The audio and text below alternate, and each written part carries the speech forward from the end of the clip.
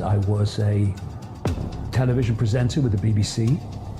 There was a vibrational, energetic change coming, which was going to have two main effects. She says, I'm being told to tell you, you're going to go out on a world stage and reveal great secrets. Very strange things started to happen to me. Paranormal things. If you say what you know to be right, you go beyond this, you're going to get banned by YouTube.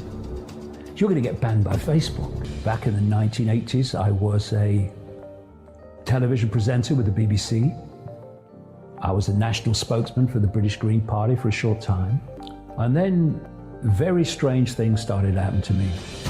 Paranormal things. And I ended up trying to work out what the heck was happening to me in a psychic's front room. Her name was Betty Shine, and I went to about 4 times. The first 2 times, not a lot happened. Third time, she starts going into psychic mode, and I'm going, you know what's going on? She said to me, this was March 1990. She says, I'm being told to tell you, you're going to go out on a world stage and reveal great secrets. One man cannot change the world, but one man can communicate the message that can change the world. And that you are going to face enormous opposition, but they will always be there to protect you. And lots of other things like that, all of which have come true. And that from this moment, you are going to be led to knowledge. And at other times, knowledge will be put into your mind. This is March 1990. And I'm like, something here, literally here, was saying, go with it, go with it. Other parts of me were going, what?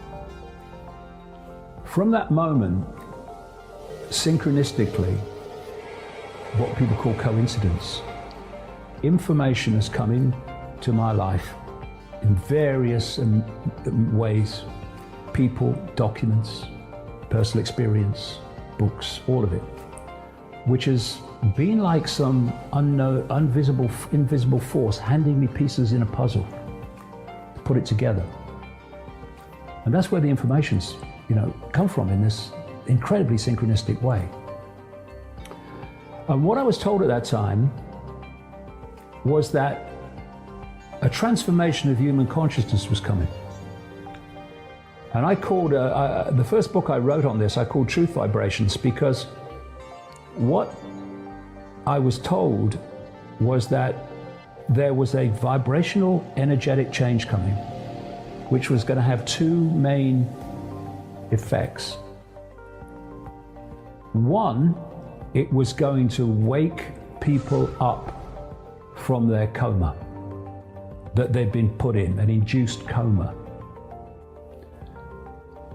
The most awake would be affected first, but eventually people then solid gold in coma were going to start to awaken, and they were going to start to see that the world, reality, who they were, is not who they thought it was.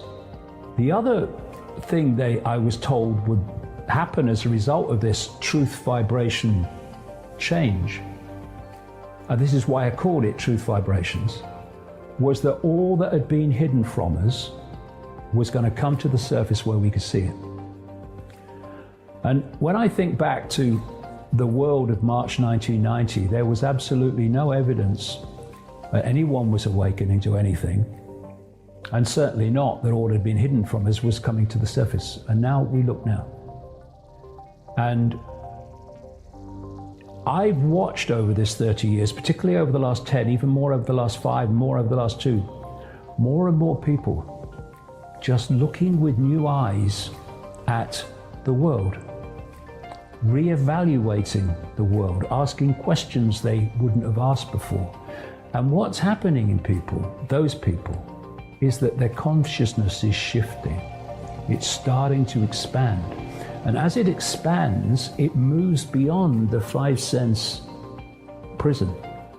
And it starts to access consciousness, awareness outside of this reality.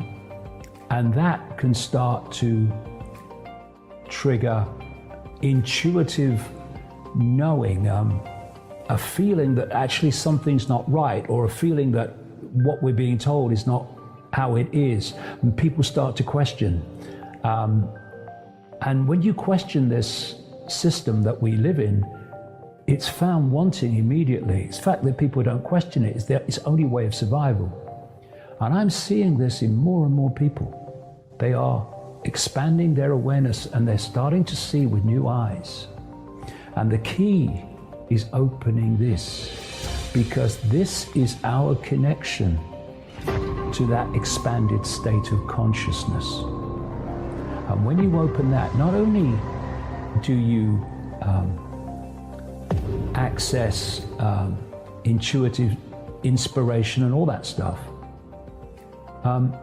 you lose the fear that is the human prison. Only on Be Positive. Because love does not fear.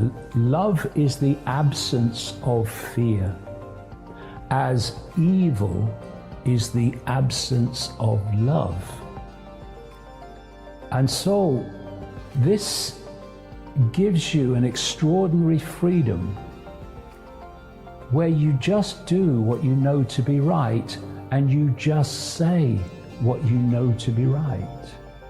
So this would have said in the last few weeks, David, if you say what you know to be right, you go beyond this evil, you're going to get banned by YouTube. You're going to get banned by Facebook, and all the rest of them. This has a power of its own. And banned by Facebook, banned by YouTube, flies off an elephant's back to this. Because this is what's going to change the world. Because this, closing it, is what's got us into this mess. Because once you close that, and fear will close it, your perceptual point of observation goes here immediately, or here, emotion. And you become imprisoned in the bubble of the five senses. In the underground bases, what they call dumps, deep underground military bases, and other absolutely beyond top secret research facilities, this technology that is necessary to totally entrap humanity through technology is being developed. And they are always vastly ahead of anything that's happening in the public arena. I mean, vastly ahead. This is why Aldous Huxley could describe things in 1932 with Brave New World that were not even possible then. This is why George Orwell could describe technology in 1984, published in 1948, like the telescreens in your home constantly filming you, which is what smart TVs do now, and these are only the early developments of the telescreens, the smart TVs.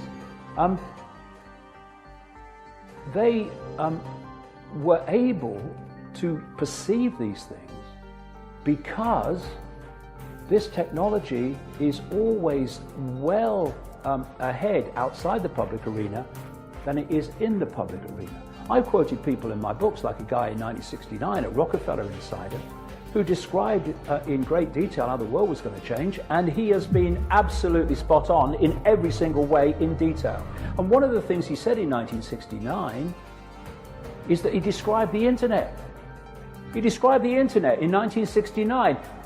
It wasn't even discovered, we're told, until the 1980s, was it?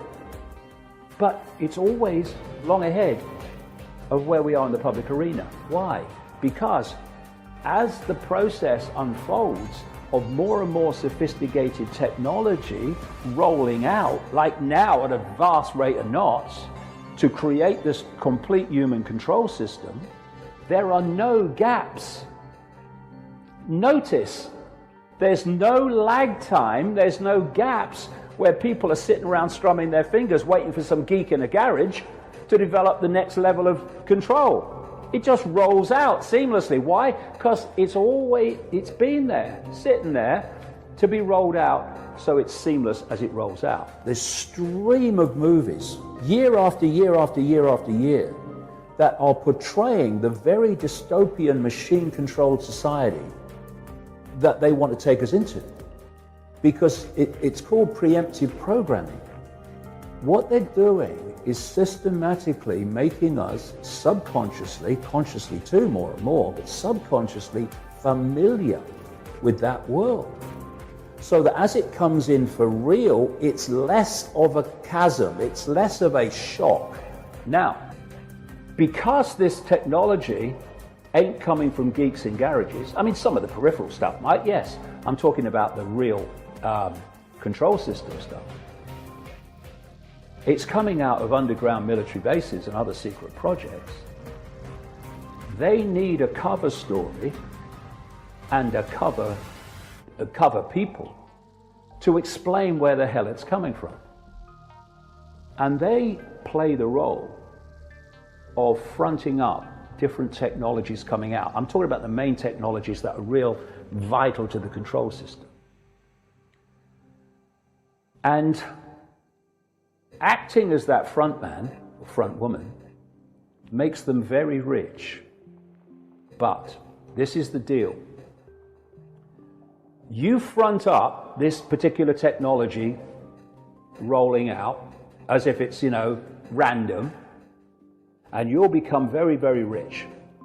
But vast amounts of that wealth have to be spent on advancing the cult agenda in the name of philanthropy. This is why you get these heartless, psychopathic billionaires setting up foundations. Look, he's got a foundation he gives to charity. Well, just follow the frickin' charities and follow what they're doing. Only on Be Positive. How intelligent do you have to be to make vast amounts of money if you know when the market's going up and you know when the market's going down? Because those making it go up and making it go down are telling you. You don't have to be intelligent at all. You make vast amounts of money. So Soros makes vast amounts of money. But this is the deal, you do that, but you need to spend massive amounts of it advancing the agenda. So he has this Open Society Foundation network, and the last time I looked, he'd already handed over to it $32 billion. This manipulates people's revolutions that aren't revolutions. It's massively involved in funding mass migration, which is another part of this agenda. He funds the whole woke political correctness and all this stuff. So that's his. And this is how it works.